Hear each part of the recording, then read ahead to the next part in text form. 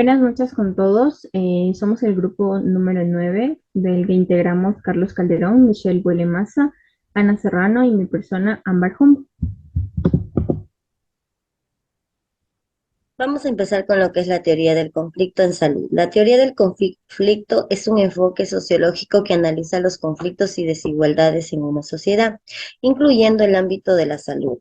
Esta teoría sostiene que el conflicto es una fuerza motriz en el cambio social y que las desigualdades en el poder, los recursos y la distribución de bienes son fuentes de tensión y conflicto entre diferentes grupos sociales.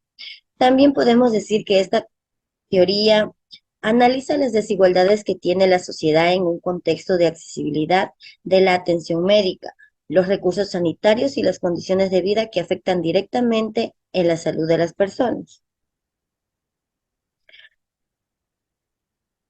Emil Durkheim. Durkheim fue uno de los sociólogos clásicos más influyentes, gracias a su obra El suicidio en 1897, el cual fue uno de los primeros estudios sociológicos sobre este tema. Fue uno de los primeros que abordó el suicidio como un fenómeno social. Además, argumentó que las tasas de suicidio se relacionan directamente con la integración social de los individuos en la sociedad.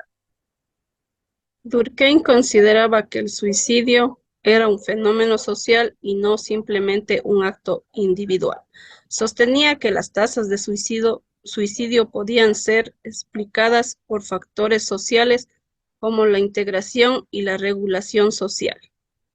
Esto quería decir que para buscar las causas de un suicidio, no solamente se debía analizar las características psicológicas del individuo, sino que también se debía buscar en los factores sociales.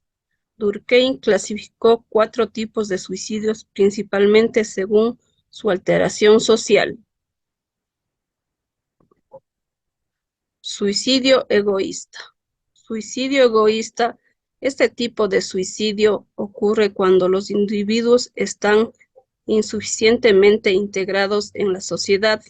Se caracteriza por la falta de vínculos sociales, fuentes de una sensación aislamiento, soledad.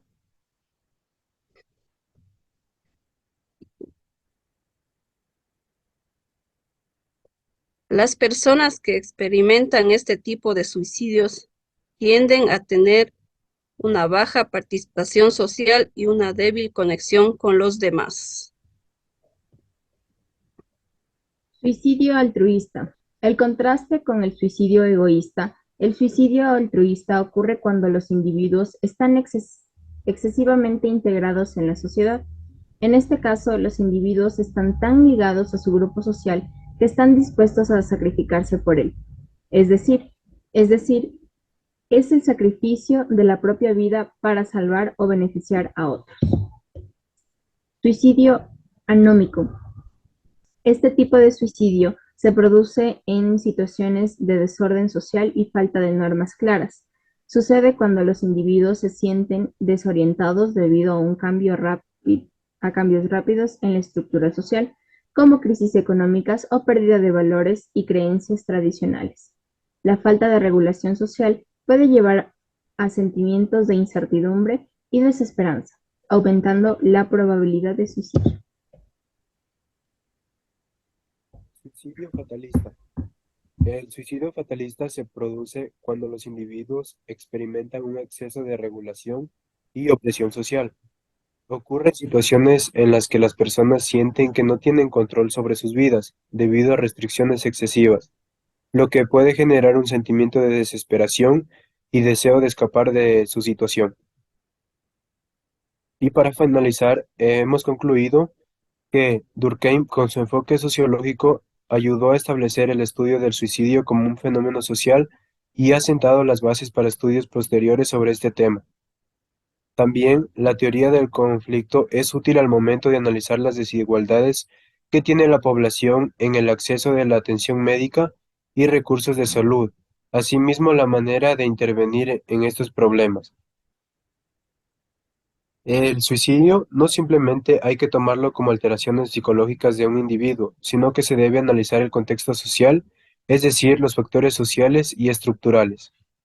Gracias.